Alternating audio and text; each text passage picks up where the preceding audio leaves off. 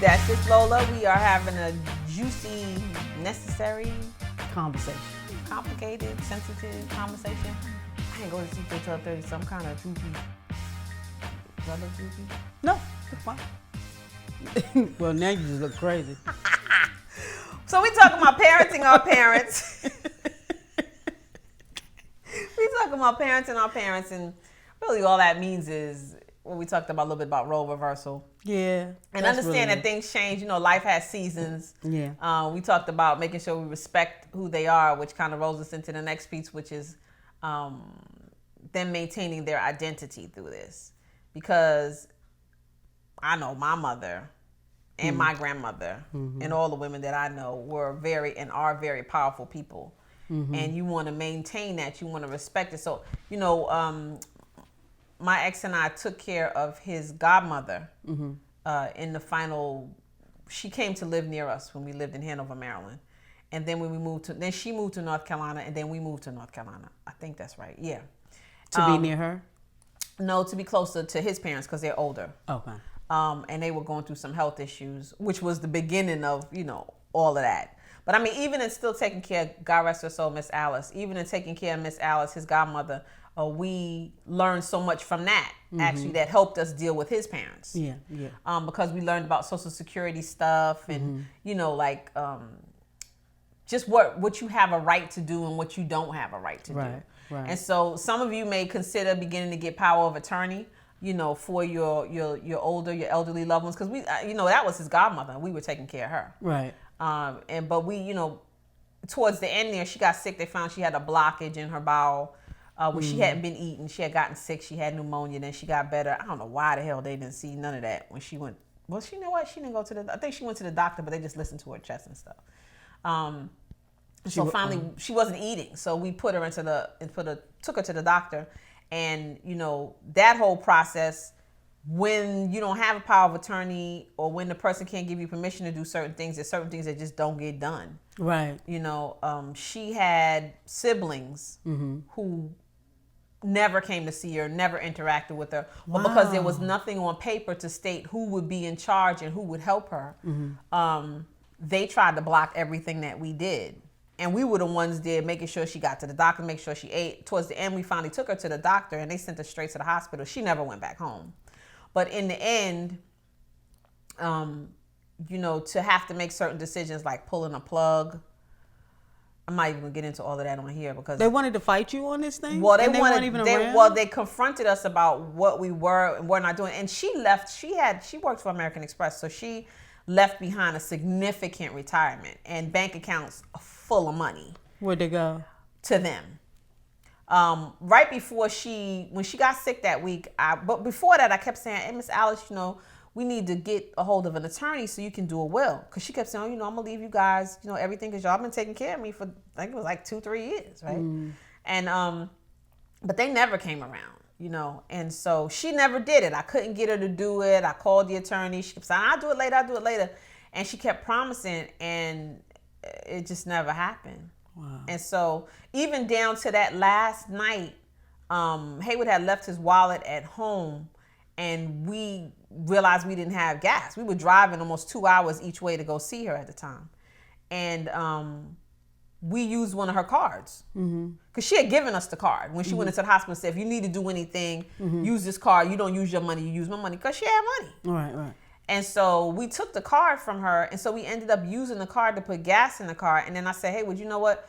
Take a couple of dollars out. You don't know what we'll need it for. She may need something while she's there. We need to go buy her something. He said, okay. And so after she passed, the family actually sent a letter saying that we were lucky that they didn't press charges against us for taking money out of the bank the day that she died with her card, because they knew that it wasn't her because she was in the hospital. Now, we had taken care of her, spent our money, you know, making sure she had everything that she needed, time and energy, and that was where they came from. And in the final analysis, they ended up getting the money. It was quite close to $500,000. And all of her accounts and stuff like that. And they never did anything. So I say all of that. I tell you that story, not for you to feel sorry for us because we good. But I said it to you to understand that if you don't designate that stuff, if you don't make sure that stuff is set up, nobody rallies for you. They got her entire savings and monies because there was no one designated in a will anywhere. If there was a will, we didn't see it. All I got was she loved fancy cookware, so I ended up getting she gave me her pots and stuff before she left here, because she knew I like to cook with her and stuff. So she gave me that stuff, but other than that, there was nothing. And on that last day that she was here, it was me laying in the bed next to her. She wasn't no blood to me. When they finally shut that thing off, and how do you have the balls? Excuse me, but how do you have the ball? The gall, I guess, to be because nicer, money makes people act crazy, and that's why I send always somebody tell a letter talking about you lucky I didn't press charges. Oh yeah. They came real hard. They came really crazy, and he was so hurt by it. I mean, I was hurt, but not you know how guys are. So he was really hurt by it. I was offended by it, and I wanted to take them to court because everything showed that paper trail that they were nowhere around, and then we were the ones taking care of her. But I say all of that again to say, put that stuff in writing. We as a people, and I'm speaking to us. This is a show for Black women by Black women, and we speak to a greater community of not just women but everybody in our community. Put that stuff down and write and stop behaving in an ignorant manner in which you think you don't have to have any life insurance policies. You don't need any wills. You don't need any living wills. You don't need any trust. You need all of that stuff because listen, not just we talking about parents and our parents, but one day you're going to have a child who's parenting their parent, which is you. Right. So put that stuff into place because when you're sick, man, I watched my father die of cancer. So this is not new, it's not new to me. And so, my mom, thank God, had her ducks in a row. Very organized when it came to that kind of stuff. That's good. And she was still present. That's good. But when you don't have anybody around, another parent, to help you with that stuff, it's hard enough dealing with the fact that their health is failing and that they're getting ready to leave up out of here. Then it's hard enough when they die. Yeah. So to have to be dealing with the financial, and that's what I think is so damn selfish of us as a community to continue to perpetuate this mindset. Oh, they got to do for themselves. That's not what we do. See, that's why we don't have That's exactly nothing. why we're where we are. Yeah, because we don't build on anything. Everything is for the moment. You got to look into the future. We don't have wealth in our community because for the most part, we don't know how to build on what we have. You don't have to be born with a silver spoon in your mouth, but what you do have to learn how to do is clean off that damn spoon you got and make it work as effectively as you possibly can. So let's change our mentality. Yeah. Let's be okay with taking care of each other and encouraging our children to treat their children in that way. Right. And maybe our parents didn't do it, right?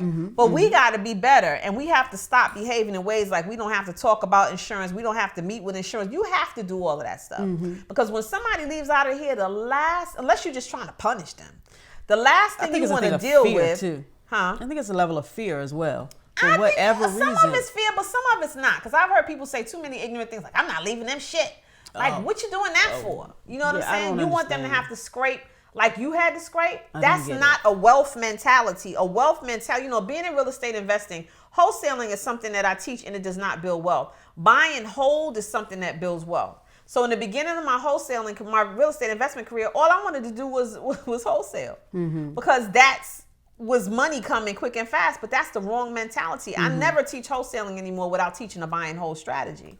Because you have got to teach people to build on what they have and continue to increase that and pass that on to their children so they can pass it on to their children's children. So this was about maintaining their identity. But if their identity is one that has taught you not to think into your future, not to leave a legacy for your family, switch that. Yeah. And when we want to be a part of making sure that everybody understands in what we're teaching and what we're sharing and what we're exposing you to here, different ways for you to take your money to increase what you have, to increase the future, to make sure. Now, this is my thing. I want my children's children to see my picture on the wall in somebody's house and say, that's great grandma Lola.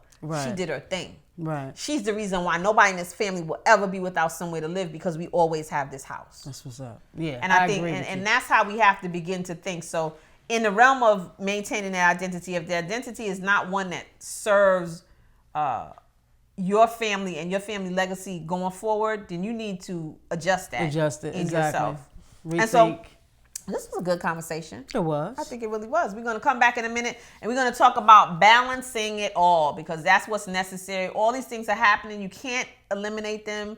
You can't make them go away, so we got to figure out how to balance it and how to make it work for you. We'll be right back with more of That's Just Lola.